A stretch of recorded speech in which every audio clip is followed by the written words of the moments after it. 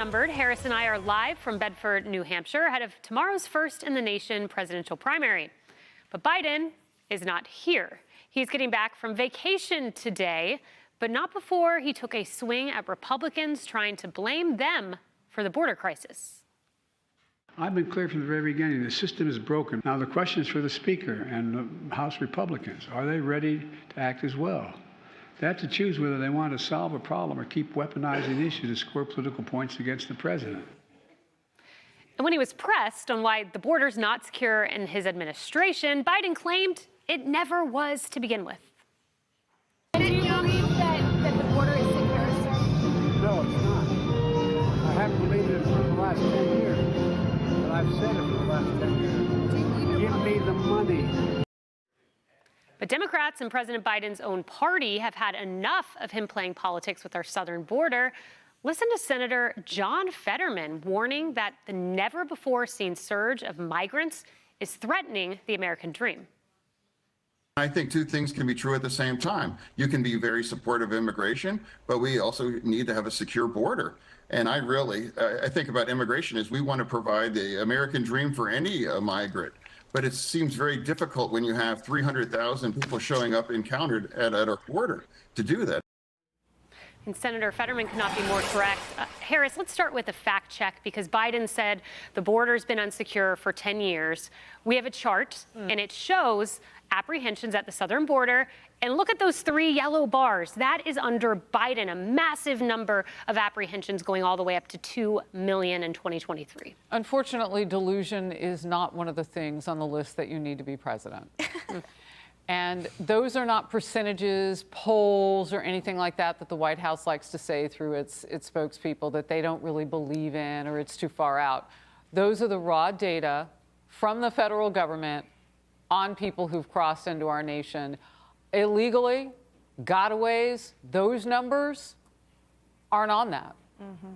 So just think about adding 1 million more, at least in the last year.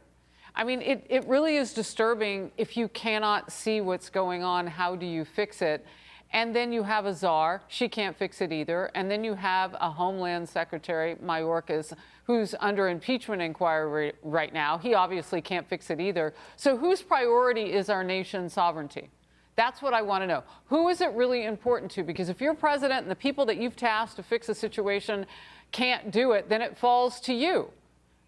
And you can't be falling down trying to fix it. And I'm not making fun of him. I mean, he's falling down on the job. That's what you say about people who retire before your eyes. They're not doing their job. He needs to stand up, get some intestinal fortitude, and do what's necessary. Maybe you got to put back in place some of those Trump policies that were working.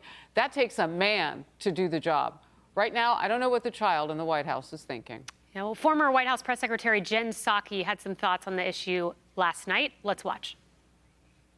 We all know the real reason Trump wants to tank this deal. He doesn't actually care about solving the problem at the border. He wants the problem. He wants the issue to run on because it is the fear-mongering, the scare tactics that he is betting on to excite his voters and his base. This deal is far from perfect. But if Trump is successful in tanking this deal, Democrats should not let voters forget it, because Trump's fear-mongering about immigration, his constant drumbeat about the border, will continue all the way until November. I mean, Emily, it can be dismissed as fear-mongering, but polls show the border surging in importance to voters. And regardless of the polls, it's a destruction that is affecting every American.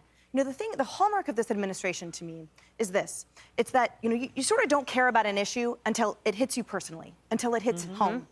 And you can argue that, especially with this topic, to your point, Kayleigh, as reflected in the polls, it is paramount to every American's priority list, because it is impacting every American, regardless of proximity to the southern border.